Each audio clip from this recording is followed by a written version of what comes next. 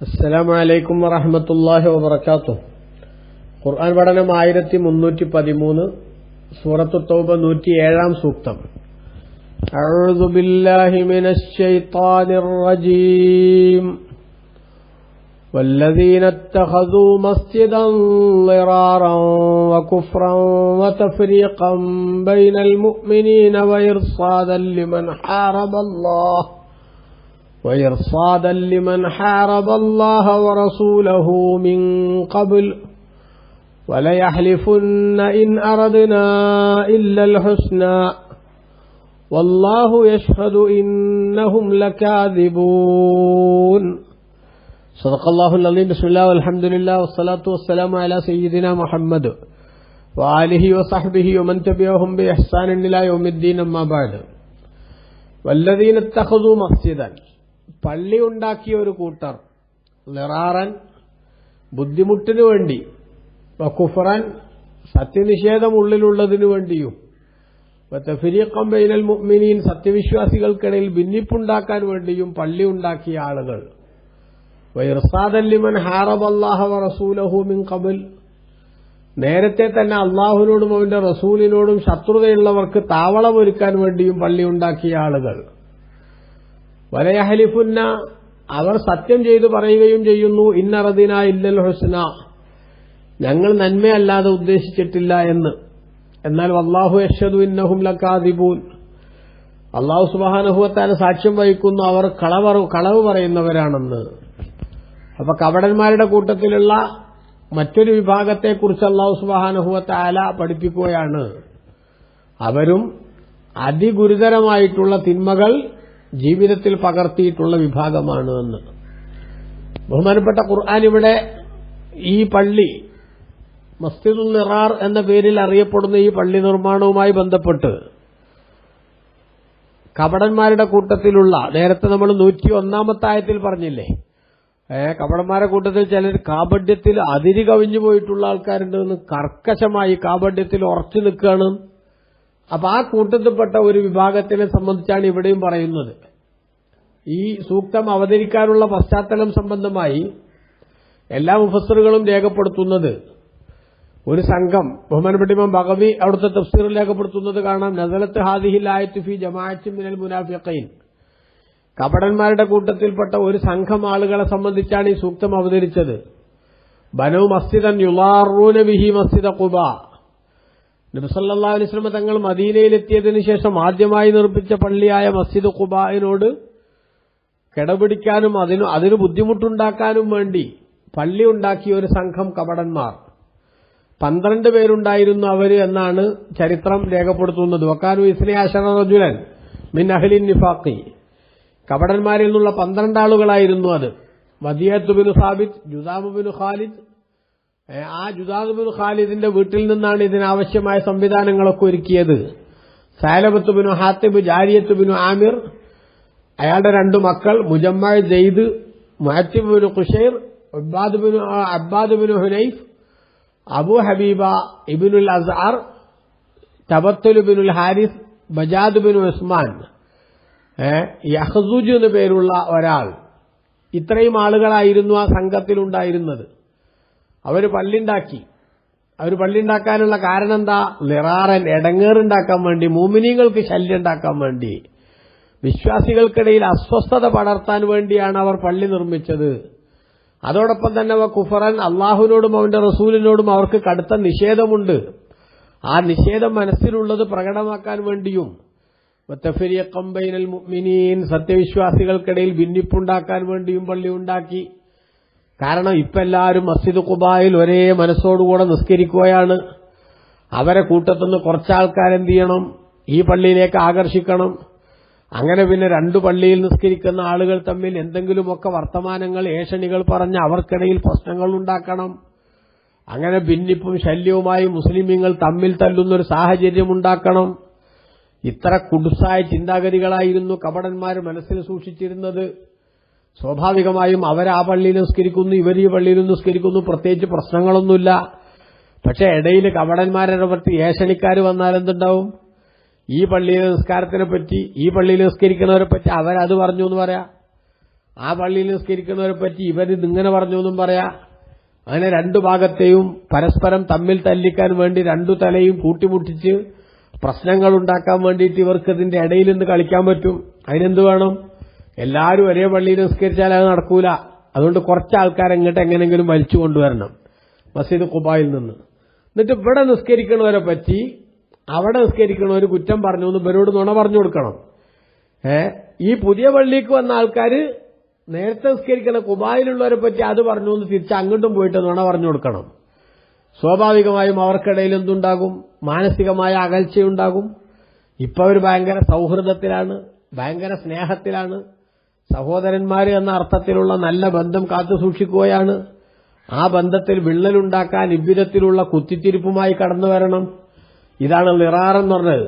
എടങ്ങേറുണ്ടാക്കാൻ വേണ്ടി വതഫരീഖൻ ബൈനൽ മുഅ്മിനീൻ, സത്യവിശ്വാസികൾക്കിടയിൽ ഭിന്നിപ്പുണ്ടാക്കാൻ വേണ്ടിയും. ആ ഭിന്നിപ്പിന്റെ കോല പറഞ്ഞത് രണ്ടു കൂട്ടർ രണ്ട് സ്ഥലത്ത് നിസ്കരിക്കുമ്പോൾ സ്വാഭാവികമായും ഇവരെപ്പറ്റി അവരും അവരെപ്പറ്റി ഇവരും എന്തൊക്കെയോ പറഞ്ഞു എന്ന് വെറുതെ കാച്ചിയാൽ മതി. അങ്ങാടിയിൽ നിന്നിട്ട് ഈ മസ്ജിദ് ഖുബായിൽ നിസ്കരിക്കണവര് പുതിയ പള്ളിയിൽ നിസ്കരിക്കണവരെ പറ്റി, പുത്തൻപള്ളിയല്ലത്, പുത്തൻപള്ളിയിൽ നിസ്കരിക്കണവരെ പറ്റി എന്ത് ചെയ്തു? അത് പറഞ്ഞു എന്ന് ഇവര് പറഞ്ഞുണ്ടാക്കുക, കള്ളന്മാരെ നുണ പറഞ്ഞുണ്ടാക്കുക.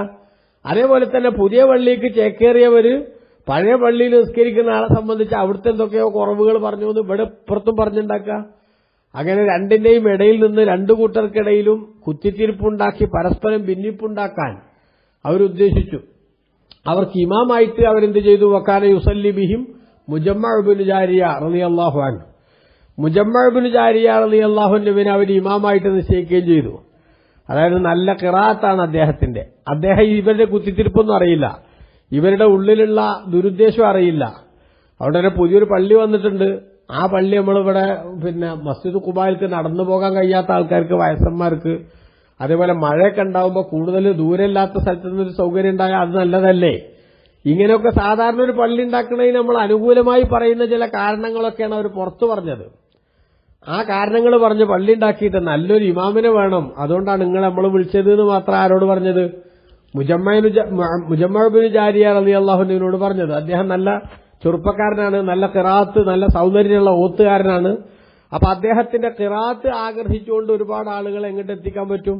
ഈ മസ്ജിദുൽ മിറാറിലേക്ക് എത്തിക്കാൻ പറ്റും, പുത്തൻപള്ളിയിലേക്ക് എത്തിക്കാൻ പറ്റും എന്നായിരുന്നു അവർ ധരിച്ചത്. അതിനുവേണ്ടിയാണ് എന്ത് ചെയ്തത്? അദ്ദേഹത്തെ ഇമാമായി നിശ്ചയിച്ചു. അങ്ങനെ നിസ്കാരമൊക്കെ അവർ തുടങ്ങി. പക്ഷേ നിസ്കാരം അവർ റസൂലുള്ളാഹി സ്വല്ലല്ലാഹു അലൈഹി വസല്ലം ഔദ്യോഗിക ഉദ്ഘാടനം കാത്തു നിൽക്കാതെ തന്നെ നിസ്കാരം തുടങ്ങി. കാരണം എന്താ? നിസ്കാരം തുടങ്ങിയില്ലേ കുത്തിത്തിരിപ്പ് ഉണ്ടാക്കാൻ പറ്റുള്ളൂ. കപടന്മാരെ അങ്ങനെ കുത്തിത്തിരിപ്പുണ്ടാക്കാൻ വേണ്ടിയിട്ട് എന്ത് ചെയ്യണം? അവര് നേരത്തെ തന്നെ നിസ്കാരം തുടങ്ങി. അങ്ങനെ പള്ളി നിർമ്മാണമൊക്കെ ഫുള്ളായിട്ട് എല്ലാ പണികളും കഴിഞ്ഞപ്പോൾ അത്തൗ റസൂലുള്ളാഹി സ്വല്ലല്ലാഹു അലൈഹി വസല്ലം അവർ നബി തങ്ങളുടെ അടുത്ത് ചെന്നു.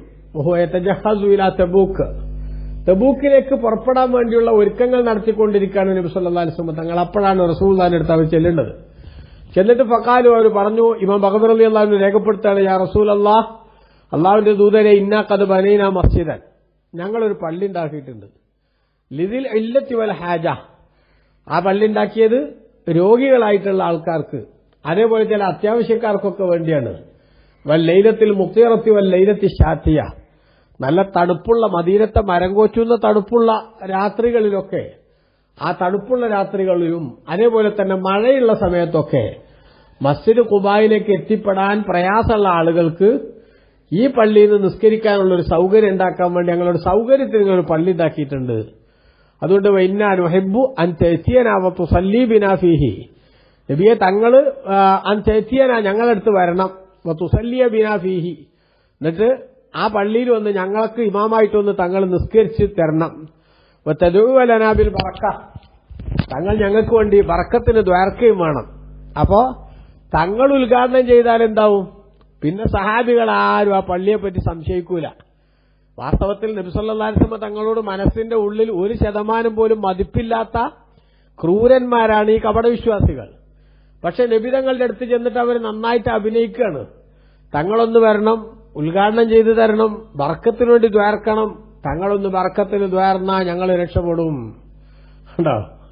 നബി തങ്ങളുടെ അടുത്ത് ചെന്നിട്ട് അങ്ങനെ പറഞ്ഞു. എന്നിട്ടോ ഞങ്ങളിവിടെ ഖുബായിലേക്ക് നടക്കാൻ കഴിയാത്ത സാധുക്കൾക്ക് വേണ്ടിയും അതേപോലെ തന്നെ മഴയുള്ള രാത്രികളിലൊക്കെ ആകുമ്പോൾ ഖുബയിലേക്ക് എത്താൻ പ്രയാസപ്പെടുന്ന ആളുകൾക്ക് ജമാഅത്ത് നഷ്ടപ്പെടാതിരിക്കുക എന്നുള്ള സതുദ്ദേശം അതാണ് ഞങ്ങൾക്കുള്ളത് എന്ന് പറഞ്ഞു.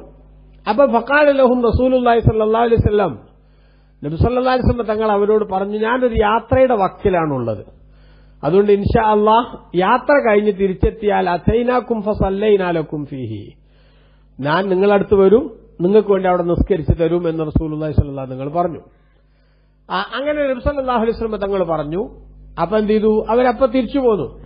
തങ്ങളെ ക്ഷണിച്ചിട്ടുണ്ടല്ലോ, തങ്ങൾ വരുമല്ലോ, തങ്ങൾ വരുന്നവരെ തൽക്കാലം ആരെക്കൊണ്ട് ജമായത്ത് നടത്തുകയും ചെയ്യാം. മുജമ്മഅ ഇബ്നു ജാരിയ തങ്ങളെ കൊണ്ട് ജമായത്ത് നടത്തുകയും ചെയ്യാം. അദ്ദേഹത്തിന്റെ ഖിറാഅത്തിൽ ആകൃഷ്ടരായി പരമാവധി ആളുകൾ എങ്ങോട്ട് വരട്ടെ, ഖുബായിൽ നിസ്കരിക്കണ കൂട്ടത്തിൽ നിന്ന് പരമാവധി ആളുകൾ ഇങ്ങോട്ട് വലിച്ച് ഇവിടെ നമുക്ക് റെഡിയാക്കി കൊണ്ടുവരാം. അതിനുള്ള കുത്തിത്തിരിപ്പുകളൊക്കെ അവർ പലതും എടുത്തു തുടങ്ങി. അങ്ങനെ ബഹുമാനപ്പെട്ട നബി സല്ലല്ലാഹു അലൈഹി വസല്ലം തങ്ങള്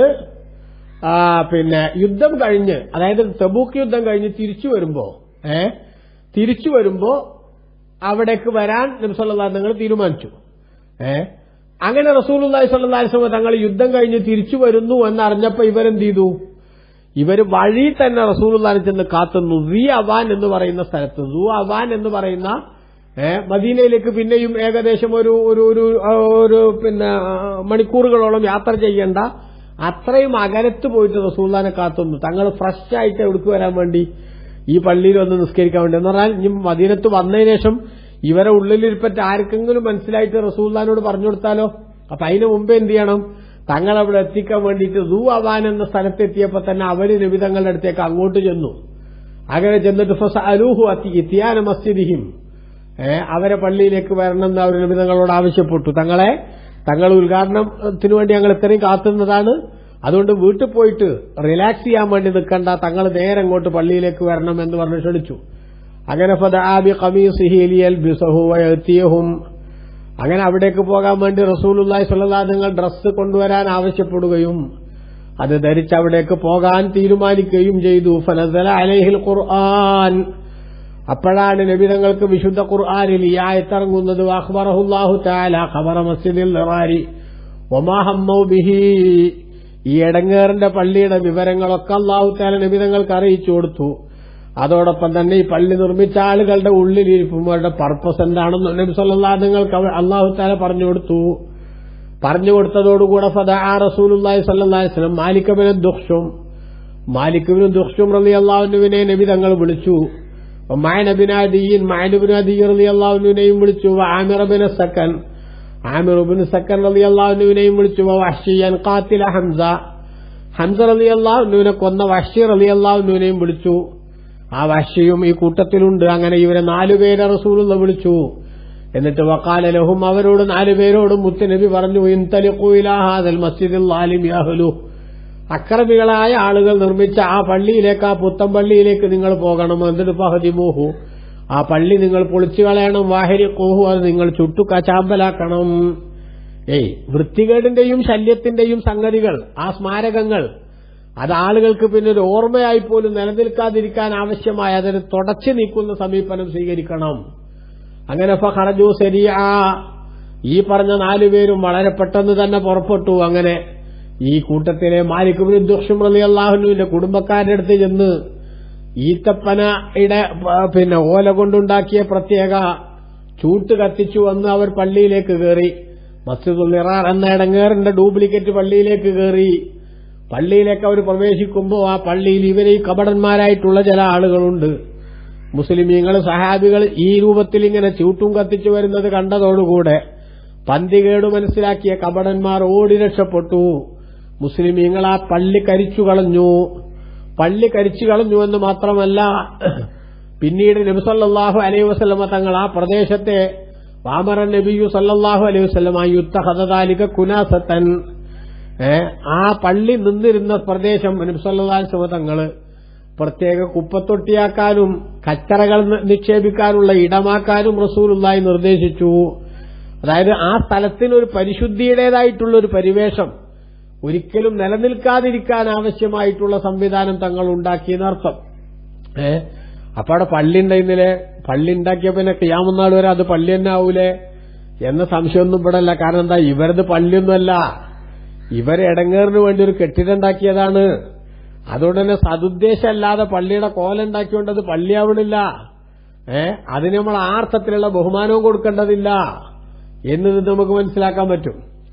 ഏതായാലും ശരി, എങ്ങനെ ബഹുമാനപ്പെട്ട നബി സല്ലല്ലാഹു അലൈഹി വസല്ലം തങ്ങൾ ആ പള്ളി നശിപ്പിച്ചു കളയാൻ വേണ്ടി നിർദ്ദേശിച്ചു. പള്ളി നശിപ്പിച്ചു കളഞ്ഞു, അതായത് അവരുടെ ഉദ്ദേശം നടന്നില്ല.